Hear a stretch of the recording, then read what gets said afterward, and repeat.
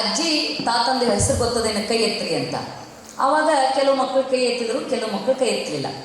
ಮೂರನೇದಾಗಿ ಕೇಳ್ತಾರವರು, ನಿಮ್ಮ ಅಜ್ಜಿ ತಾತಂದು ಅಪ್ಪ ಅಮ್ಮನ ಹೆಸರು ಹೇಳ್ರಿ ಅಂತ. ನಿಮ್ಗೆ ಗೊತ್ತದ ಯಾರಿಗೆ? ಓಹೋ, ವೆರಿ ಗುಡ್. ನೋಡ್ರಿ, ಅದಕ್ಕೆ ನೀವು ಇಂಥ ಒಂದು ಗುರುಕುಲದಲ್ಲಿ ಓದ್ತೀರಿ ಅಂತ ತಿಳ್ಕೊಂಡು ನಿಮ್ಮ ಅಜ್ಜಿ ತಾತಂದು ತಾಯಿ ತಂದೆ ಹೆಸರು ನಿಮ್ಗೆ ಗೊತ್ತದ. ಆ ಒಂದು ಹುಡುಗಿ ಗೊತ್ತಿದ್ದಿಲ್ರಿ, ಈಕೆ ಎದ್ದು ನಿಮ್ಗೆ ತಂದಳು. ಏನು ಅವಶ್ಯಕತೆ ಅದ ರೀ ಸರ್ ಅವ್ರದ್ದೆಲ್ಲ ನೆನ್ಪಿಟ್ಕೊಳ್ಳೋದು ಅಂದಳು ಜೋರಾಗಿ.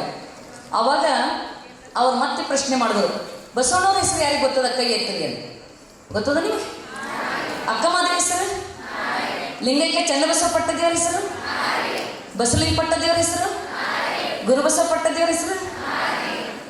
ಆಗ ಆ ಹುಡುಗಿ ಅವ್ರ ಸರ್ ಹೇಳಿದ್ರಂತ, ಅಲ್ಲ ಇವ್ರದ್ದೆಲ್ಲ ಹೆಸರು ನೆನ್ಪಿಟ್ಕೊಂಡಿರಿ, ಎಲ್ಲ ಬಸವಣ್ಣವ್ರದ್ದು ಅಕ್ಕಮದೇವು ಇವರೆಲ್ಲ ನಿಮ್ಮ ಆಯುನ ನಿಮ್ಮ ಮುತ್ಯನ ಇವ್ರನ್ನೆಲ್ಲ ಹೆಸರು ನೆನ್ಪಿಟ್ಕೊಂಡಿರಲ್ಲ.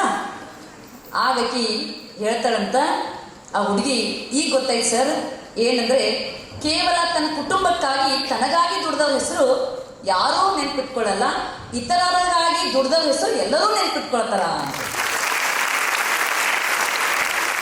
ಅದಕ್ಕೆ ಇವತ್ತು ಪೂಜ್ಯಶ್ರೀ ಡಾಕ್ಟರ್ ಬಸವಲಿಂಗ ಪಟ್ಟದೇವರ 75ನೇ ಅಮೃತ ಮಹೋತ್ಸವ ನಾವೆಲ್ಲರೂ ಮಾಡ್ಲತ್ತೀವಂತಂದ್ರೆ ಆ ಕಾರಣ ಅವರು ತಮಗಾಗಿ ಪ್ರಸಾರ ಮಾಡಲಿಲ್ಲ, ತಮಗಾಗಿ ಉಟ್ಕೊಳ್ಳಿಲ್ಲ, ತಮಗಾಗಿ ಓಡಾಡಲಿಲ್ಲ, ಇತರರಿಗಾಗಿ.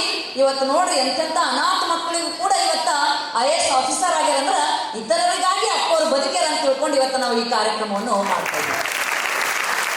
ಅದಕ್ಕೆ ಅಂತ ಒಂದು ಹೆಜ್ಜೆ ಮೂಡಿಸಿದವರು ಅಂತ ನಾವು ಹುಟ್ಟು ಬಂದಿವಂತಂದ್ಮೇಲೆ ಹೋಗೋದೇದಾರೆ ಹೆಂಗಿದ್ರು 108 ಅಪ್ಪೋರು ನಮ್ಮ ಲಿಂಗೈಕ್ಯ ಡಾಕ್ಟರ್ ಚನ್ನಬಸವ ಪಟ್ಟದೇವರು ನನಗೆ ದೀಕ್ಷೆ ಕೊಟ್ಟ ಗುರು ರೀ. ನಾನು 4ನೇ ಕ್ಲಾಸ್ನಲ್ಲಿದ್ದೆ. ಆಗ ಲಿಂಗೈಕ್ಯ ಚನ್ನಬಸವ ಪಟ್ಟದೇವರು ನನಗೆ ದೀಕ್ಷೆ ಕೊಟ್ಟರು. ಅವಾಗ ನಮ್ಗಿನ್ನ ಏನೂ ಅರಿವು ಕೂಡ ಇದ್ದಿದ್ದಿಲ್ಲ. ಆ ಸಂದರ್ಭದಲ್ಲಿ ನಾವು ದೀಕ್ಷೆ ತಗೊಂಡು ಹಾಗೇನೆ ಈ ಒಂದು ಬಸವ ಧರ್ಮದಲ್ಲಿ ಬೆಳೀತಾ ಬೆಳೀತಾ ಬಂದಿವಿ. ಆಮೇಲೆ ಬಸವಲಿಂಗ ಪಟ್ಟದೇವ್ರದು ಅವರು ಪಟ್ಟಾಭಿಷೇಕ ಕಾರ್ಯಕ್ರಮ 1985ರಲ್ಲಿ ನಾನು ಹೀಗೆ ಅಪ್ಪರಿಗೆ ಹೇಳಿದೆ. ಆ ಪಟ್ಟಾಭಿಷೇಕ ಕಾರ್ಯಕ್ರಮದ ನಾವು PUC ಓದ್ತಿದ್ರಿ. PUC ಓದೋ ಸಂದರ್ಭದಲ್ಲಿ ಬಸ್ಸಿನಾಗ ಎಲ್ಲರೂ ಪೂರ ಬಹಳಷ್ಟು ಜನ ಎಲ್ಲ ಬರ್ತಾ ಇದ್ವಿ. ಆ ಬಸ್ಸಿನಾಗ ಬರೋದು ಇನ್ನೂ ಕೂಡ ನನಗೆ ನೆನಪು ಹೋಗಿಲ್ರಿ, ಕಣ್ಣಾಗದ ಅದು ಬೇರೆ ಬೇರೆ ಎಲ್ಲ ಎಷ್ಟೊಂದು ನೆನಪು ಹೋಗ್ಬಿಟ್ಟ. ಆದ್ರೆ ಅಪ್ಪದ ಆ ಘಟನೆ, ಆ ಪಟ್ಟಾಭಿಷೇಕದಲ್ಲಿ ನಾ ಭಾಗವಹಿಸಿದ್ದು ಇನ್ನೂ ಕೂಡ ನಾ ಮರ್ತಿಲ್ಲ. ಯಾಕಂದ್ರೆ ಅವರೆಲ್ಲರ ಆಶೀರ್ವಾದ ನಮ್ಮ ಮೇಲಿದೆ. ನಾನು ಇವತ್ತು ಇಷ್ಟೊಂದು ಈ ಒಂದು ಉಪನ್ಯಾಸಗಳಾಗಿ ಅಕ್ಕ ಮಹಾದೇವಿ ಮಹಿಳಾ ಮಹಾವಿದ್ಯಾಲಯದಲ್ಲಿ ಕಾರ್ಯ ಮಾಡಬೇಕಾದ್ರೂ ಕೂಡ ನಮ್ಮ ಭೀಮಣ್ಣ ಡಾಕ್ಟರ್ ಲೋಕನಾಯಕ ಭೀಮಣ್ಣ ಖಂಡ್ರೆಯವರಿಗೆ ತಿಳಿಸಿ ಈ ಒಂದು ಸಂಸ್ಕೃತಿ ಪ್ರಸಾರ ಮಾಡ್ತಾ ಇದ್ದಾರೆ. ಅದಕ್ಕೆ ಇವರಿಗೆ ನೀವು ಈ ಕಾಯಕ ಕೊಡ್ಲೇಬೇಕು ಅಂತ ಹೇಳಿದವರು ಯಾರಂದ್ರೆ ಡಾಕ್ಟರ್ ಬಸವಲಿಂಗ ಪಟ್ಟದೇವರು. ಅವರ ಎಷ್ಟೊಂದು ಅನುಭವಗಳು ನಾನು ಹಂಚ್ಕೊಳ್ಬೇಕ್ರಿ, ಅದರ ಸಮಯ ಇಲ್ಲ.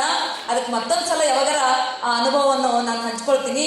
ಒಂದೇ ಒಂದು ಅಂತಂದ್ರೆ, ನಾನು ಮೊನ್ನೆ ಅನುಭವ ಮಂಟಪ ಉತ್ಸವದಲ್ಲಿ ಅವಾಗ ಕಾರ್ಯಕ್ರಮ ಮುಗಿಸಿ ಪ್ರಸಾದಕ್ಕೆ ಕುಂತಿದೇವ್ರಿ. ಬಸವ ತತ್ವದಲ್ಲಿ ಅಂತಂದ್ರೆ ಗುರುಗಳಿದ್ದವ್ರು ಒಳಗ ಮತ್ತೆಲ್ಲರೂ ಹಿಂಗೆ ಹೊರಗ ಅಂತ ಹಿಂಗಿರಲ್ರಿ, ಎಲ್ಲರೂ ಹಿಂಗೆ ಸರಿ ಕುಂತು ಪ್ರಸಾದ ಮಾಡ್ತಿರ್ತಾರೆ. ಎಲ್ಲ ಸಮಾನತೆ ಅದ.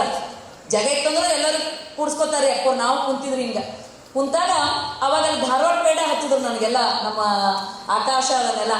ಆಮೇಲೆ ನಾ ತಿನ್ಕೊತ ಭಾಳ ಖುಷಿಯಿಂದ ತಿಲ್ಲತ್ತಿದ್ರಿ. ಅಪ್ಪರಂದ್ರು ಯಾಕೋ ಭಾಳ ಖುಷಿದಾಗ ನೆನೆಸ್ಕೊಳತ್ತೀರಿ ಏನು ಅಂದ್ರು. ಅಪ್ಪರೇ ನಂಗೆ ಧಾರವಾಡ ಪೇಡ ಅಂದ್ರೆ ಭಾಳ ಇಷ್ಟ, ಅದಕ್ಕೆ ಅದೇ ಬಂದದಲ್ಲ ಅಂತ ನಾನು ನೆನೆಸ್ಕೊಳತ್ತೀನಿ. ನೋಡ್ರಿ, ನನ್ನ ಮ್ಯಾಲ ಗುರುವಿನ ಕರುಣೆ ಎಷ್ಟಂದ್ರೆ, ಅಪ್ಪವ್ರು ಧಾರವಾಡಕ್ಕೆ ಹೋದಾಗ ಅಪ್ಪರಿಗೆ ಇಷ್ಟ ಆಗಲ್ಲ ಅಂತ ತಿಳ್ಕೊಂಡು ಅಪ್ಪವ್ರ ಕಡೆಯಿಂದ ನನಗೆ ಪೇಡ ತರಿಸಿ ಅಲ್ಲಿ ಬೀದರ್ ಕಳಿಸ್ಕೊಡ್ತಾರೆ. ಅದಕ್ಕೆ ಇಂಥ ಒಂದು ಗುರುವಿನ ಕರುಣೆ ನಮ್ಮ ಮೇಲೆ ಆಗ್ಬೇಕಾದ್ರೆ ಅಂಥವರ ಮಾರ್ಗದರ್ಶನದಲ್ಲಿ ನಾವು ಬದುಕಬೇಕು. ಆ ರೀತಿ ಜೀವನ ಸಾರ್ಥಕ ಮಾಡ್ಕೊಳ್ಬೇಕು. ಅದಕ್ಕೆ ನೀವೆಲ್ಲ ಭಾಳ ಪುಣ್ಯವಂತರು. ಯಾಕಂದ್ರೆ ನಾವು ಲಿಂಗೈಕ್ಯ ಚನ್ನಬಸವ ಪಟ್ಟದೇವರಿದ್ದಾಗ ಅಪ್ಪವ್ರ ಪಟ್ಟಾಭಿಷೇಕ, ಬಸವಲಿಂಗ ಪಟ್ಟದೇವ್ರ ಪಟ್ಟಾಭಿಷೇಕ ಆದಾಗ ಆ ಆಶ್ರಮದಾಗ ನಾವು ಪ್ರಸಾದ ಮಾಡೀವ್ರಿ.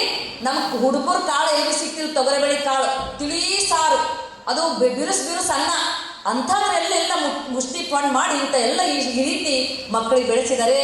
ಆ ಅಪ್ಪರು ನಮ್ಮ ಗುರುಗಳೇ, ಈ ಅಪ್ಪರ್ನು ನಮ್ಮ ಗುರುಗಳೇ, ಮತ್ತು ಈ ಅಪ್ಪರ್ನು ನಮ್ದೆಲ್ಲ ಗುರುಗಳಾಗಿ ಈಗ ಜ್ಞಾನವನ್ನು ಬೆಳೆಸ್ತಾ ಇದ್ದಾರೆ. ಅದಕ್ಕೆ ಅಂಥ ಒಂದು ಗುರುಕುಲದಲ್ಲಿ ತಾವು ಬೆಳೀಲತ್ತೀರಿ. ನೀವು ಕೂಡ ಇಂಥ ಒಂದು ಕೀರ್ತಿವಂತರಾಗಬೇಕು.